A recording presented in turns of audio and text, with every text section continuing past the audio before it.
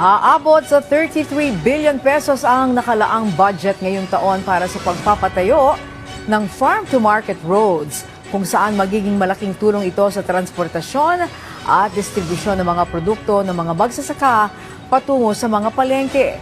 Titiyakin naman ng Agriculture Department na magiging transparent sila ukol dito. Ang detalye ng mga yan ihahatid sa atin sa sentro ng balita ni Clazel Pardilla live.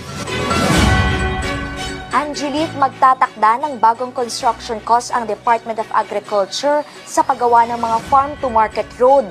Titiyakin din ng ahensya na mahigpit na namomonitor ang mga proyekto sa tulong ng isang transparency portal. Ito ang FMR Watch, website kung saan makikita ang kumpletong listahan ng mga farm-to-market road.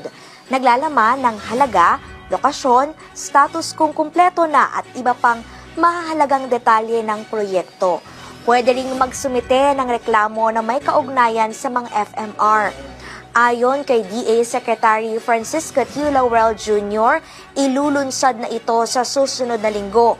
Layo nitong matiyak na transparent at naipatutupad ng tama ang mga gagawing FMR o mga kalsada na magdurugtong sa mga sakahan patungo ng pamilihan na mahalaga para mapabilis ang biyahe ng mga produkto at mapababa ang presyo ng pagkain.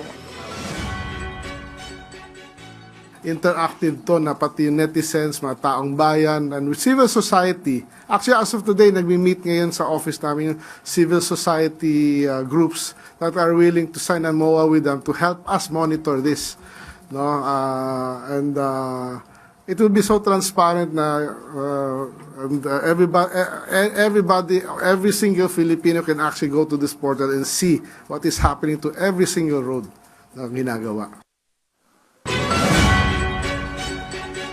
Nakatakda ring baguhin ng DA at magtalaga ng bagong construction cost para sa mga FMR. Sabi ni Q. Laurel Jr., nasa 14.5 million pesos lamang yung nakikita niyang halaga sa paggawa ng bawat kilometrong FMR.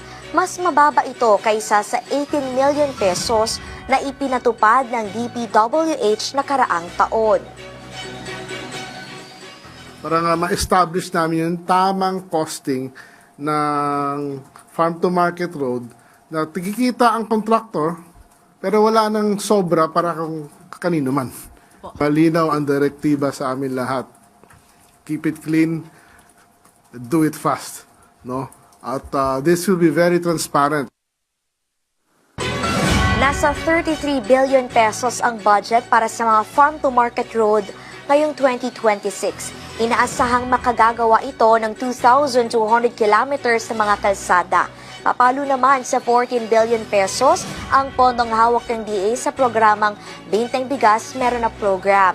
Target ng ahensya makapagbenta ng tig 20 pesos na bigas sa 60 milyong Pilipino na inaasahang makatutulong para mapababa nga o mas maging abot kaya yung presyo ng bigas para sa ating mga pinakamahirap na kababayan. Yan na muna ang pinakahuling balita mula rito sa Malacanang. Balik dyan sa studio. Alright, maraming salamat sa iyo, Clazel Pardilla.